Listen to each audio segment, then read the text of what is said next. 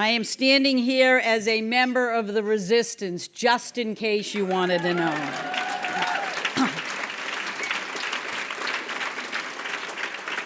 I am just so excited to be here. Do you really recognize my Boston accent? Not yet, right? It is so wonderful to be here at a gathering of such powerful and committed women and the people who wish they were. And I should say, with all of the women and men who actually care about making the world a more equitable, healthy place for our daughters and sons. I know I have 2 daughters and 1 son, and they are my pride and joy. There is very little I would not do to make their future as good as it could be. In fact, I was at the Women's March in D.C. holding up signs, walking with my older daughter Maggie and about 1 million of my closest women friends. It was truly amazing. You know, that march was... How many of you actually were there? I was in D.C., but in any march, I'm hoping lots of folks were there.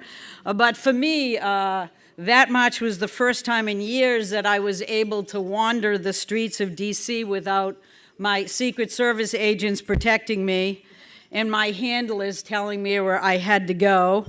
And my husband was standing on the sidelines with heart palpitations, thinking that it would be the first episode in a new Gina Unleashed series on Fox News. I tried, but I didn't make it.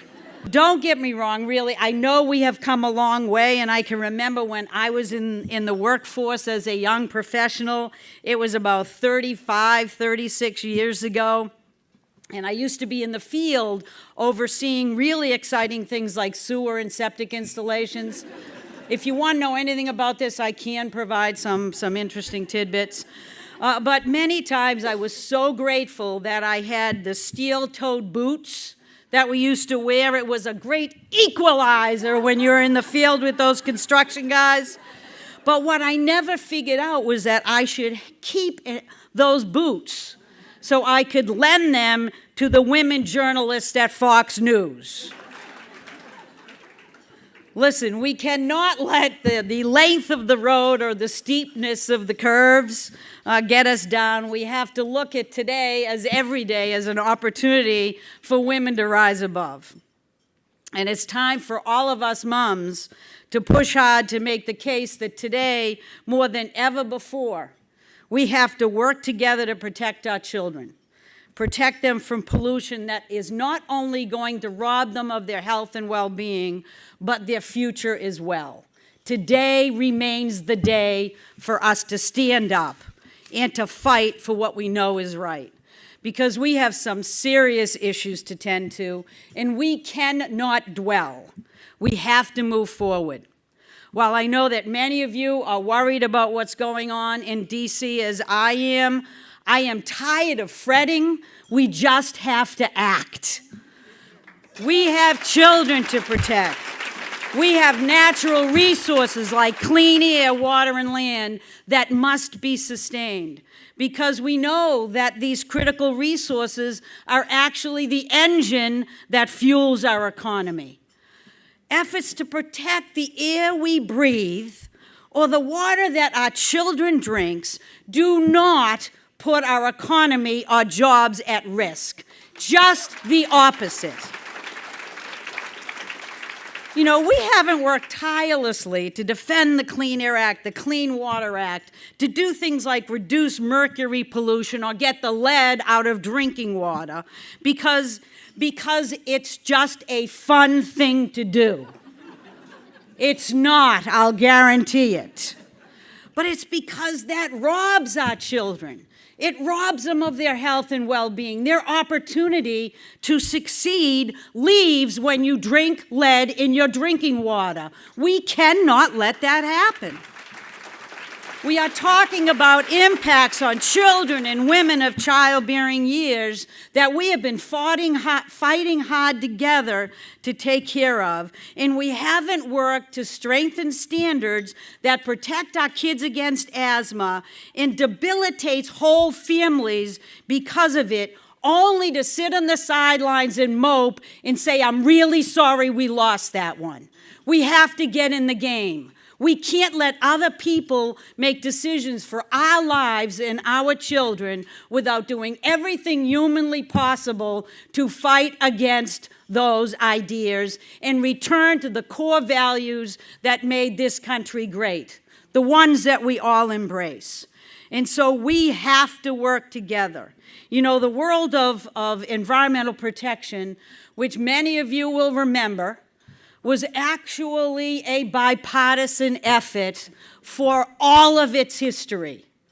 For the past 35 years, 40 years, 45 years, we have worked together, recognizing from the beginning of Teddy Roosevelt way back when, that it was Republicans who first embraced conservation. It was Richard Nixon that started the Environmental Protection Agency. And who do you think was pushing for the Clean Air Act amendments of 1990 that we enjoy? That was George Bush. So we have to stop thinking about this as a partisan issue.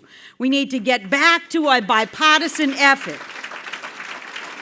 Because I will guarantee you that pollution does not discriminate by party lines. It hits mostly our kids and the elderly. It hits mostly vulnerable among us, minority and low-income communities. We have to stand together to those who don't have a strong voice to help them make their voices heard. Not ours, theirs. That's what grassroots organizing is all about. Now, I don't know about you, but it does feel like to me that all the progress that we have made over the past 45 years on clean air, clean water, safe and healthy land, and most importantly today, climate change is at risk. And we know that climate change is not about polar bears, folks. It's about our kids' health and our children's future. I'm a public health person, not a polar bear person. I like polar bears. Don't start, texting anything or tweeting. I don't want rumors starting to spread here. Birds and bunnies are great. I just don't do birds and bunnies either. But that's why I spent years working in environmental agencies, because EPA is essentially a public health agency. And today, the very science that we rely on to keep our kids healthy and our resources protected is under threat. The environmental enterprise that we have built of EPA, working with states, tribes, local communities, that we have relied on for all of the progress that has protected us from pollution, is today under attack. But let me assure you, just because it is under attack, it does not mean that that attack is going to win. All is not lost.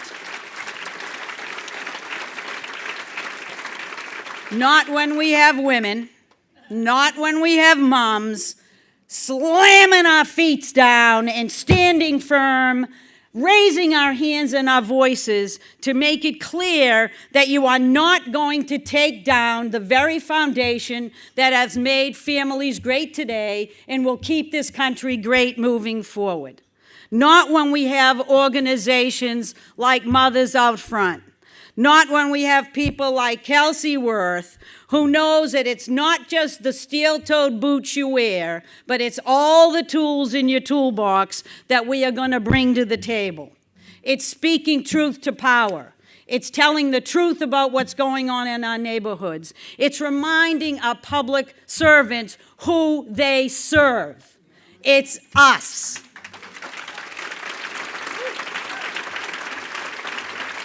It's using your brains. It's using facts and science and being tenacious and being passionate and never letting go of the truth.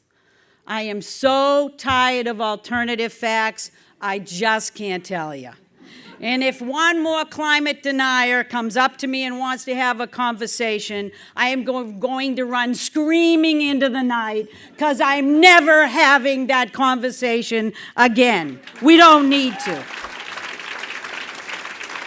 Look, I've been engaged in the issue of climate change for decades at the federal, state, and local level. The federal government, believe me, only got serious about climate change in the past 8 years. Now, that did not mean that the United States of America was sitting dormant. It meant that states, the laboratory of innovation, were cranking out actions like the Regional Greenhouse Gas Initiative and AB 32 in California. It means that city mayors all across this country were working on sustainability initiatives, connecting all the dots that others failed to do. And it meant that communities were pushing hard to make local governments and state governments act, and their political leaders to be held accountable if they did not act. So let's not forget that the environmental movement was all about what happened around the federal government while they were sitting in the closet pretending that nothing was going on. And all of it, the base for all of this work was grassroots level organizing.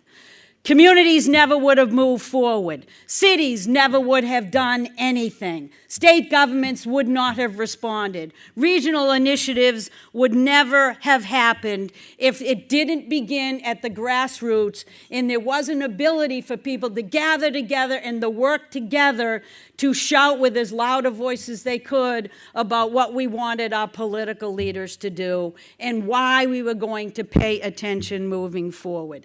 That is how everything in this country works. It's called of, by, and for the people, not the politicians. So we can still make good things happen. We just need to be committed and we need to be active. What you do, what states do, cities and towns, what businesses do, it all matters today. It matters more than ever before. You can deliver and lead the progress this country needs right now. But we have to stay vigilant, and we do have to be vocal and active when it comes to the craziness that is the Beltway. Thank God I'm back in Boston. For example, there are two important bills currently under consideration in Congress. The first would limit EPA's ability to take into consideration some of the best quality science that's available to us, that tells us what the need is for protections and that provides support for critical health protections moving forward. Now, the second bill is, that bill's called the Honest Bill. Supposedly it's transparency. No. It's actually about taking down the science. It's actually about taking away science that's done by such nefarious groups as Harvard University. And has anybody heard about the American Cancer Society? They do really bad science, right? That's what that bill is about. The other one actually would take away EPA's process that we use for independent science. It would basically say that scientists who have ever worked with EPA can no longer be on a panel to look at science, and instead we want to fill it with industry folks, even those that have an exact interest in the issue at hand. Now that we cannot tolerate, because that's not just taking down an agency or a rule, that is changing the way this country does science. We cannot tolerate it. We cannot let these bills fly under the radar screen. They have to be stopped. The other big effort underway is to reduce or even eliminate science across the board in President Trump's proposed 2018 budget. Not the one that just got passed, but the one we're going to be fighting about this summer. So that didn't go away, folks. That was a stopgap where the real battle is coming up. And that is the one that's going to actually speak louder than any words to tell us that science has absolutely no place in the Trump administration. It is actually zeroed out all across the agencies. And to rub salt in the wounds, we have already seen all references to climate change scrubbed from the EPA website. And basic science is being questioned by the basic EPA administrator himself. So, Here's the good part. Well, maybe not. No, maybe I better. Listen, these are the things that are happening, and I had to put them on your plate while you're eating lovely food because you need to digest these facts as well. But I want you to go away with dessert and not a yucky dinner. Let's all work together because, as I said, the war has not been lost. We know that the president has been signing executive orders, but what you may forget is that executive orders don't cover rulemaking. They do not trump it. They do not take it away. They are a statement of intent. We have to tell him what our intent is. How are we going to stop the intent in those executive orders and return to our core values? So I know that people always come up to me lately and all they say is, "Ooh, Gina, how are you?" I'm like, oh my God, I thought I was okay. Do I look that bad?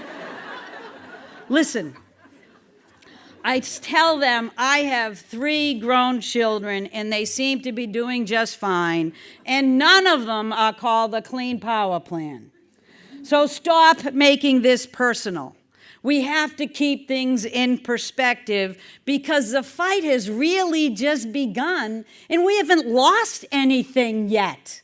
In fact, we had one of our first successes was to push back on and to maintain the DOI, the Department of the Interior rule for methane on public lands. That was a big victory.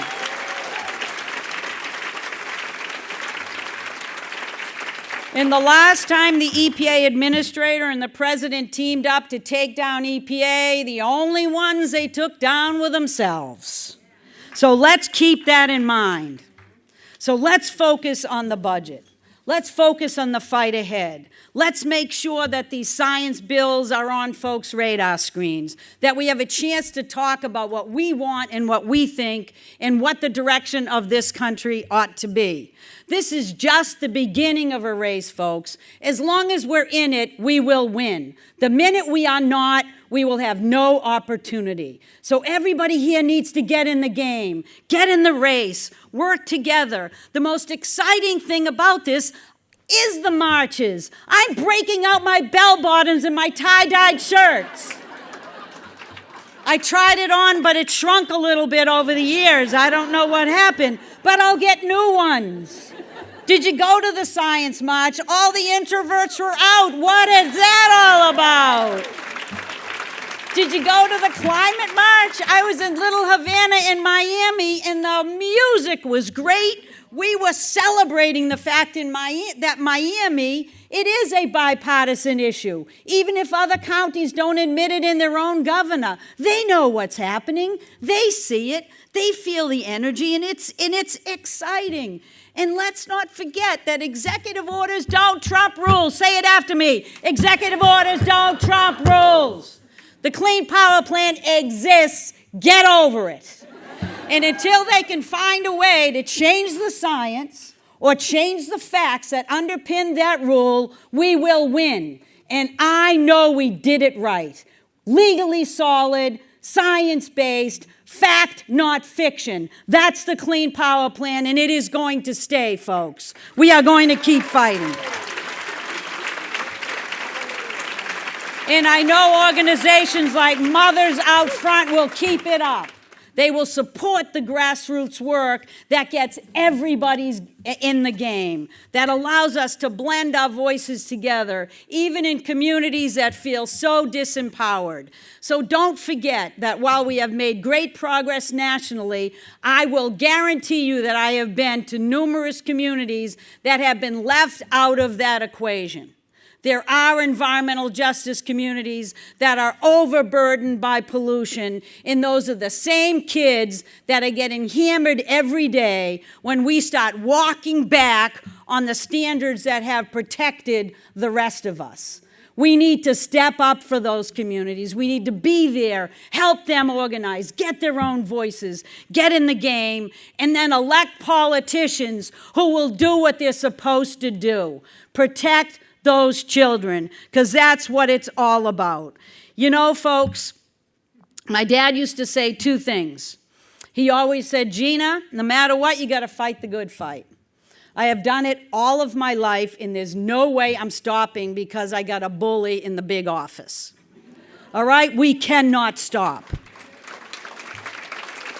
And the other thing he said, Gina, you got to pull up your big boy pants and keep moving. Well, ladies, pull up your big girl pants because we're not just moving, we're running. Thank you very much.